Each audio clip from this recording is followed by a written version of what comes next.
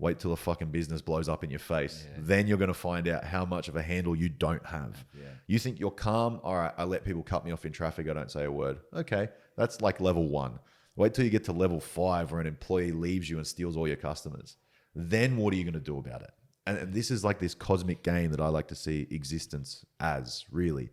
And I think there's no way to win. There's no wins and losers.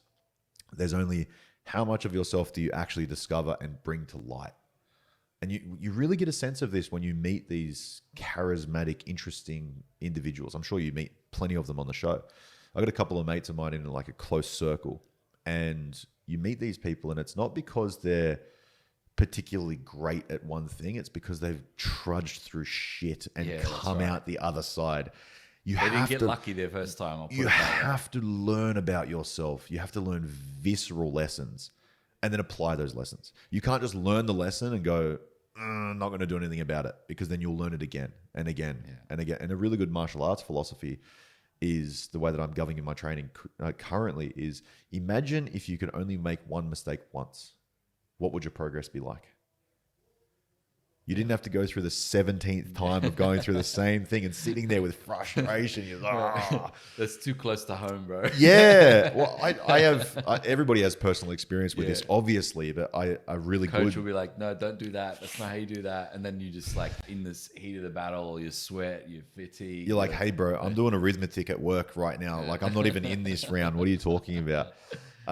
My best recommendation, my best representation of that is my earlier life when I first got my license, and I ended up losing it for 52 months. It was meant to be 12 years. And fortunately, I picked a time to exist that would perfectly coincide with me being around when they redacted those habitual traffic offenders that you used to get. There were 5 years added to any suspension by the RMS on top of what the government gave you. So it was a huge fuck around. So technically I only got 2 years off the road, but then they gave me 2 5-year suspensions on top of that. They're like, we're banning you as being an RMS customer for 5 years and you get 2. And I'm like, what the fuck is this about? This is crazy. And the life lesson was that I just thought that I was invincible as an 18-year-old, as every 18-year-old male does.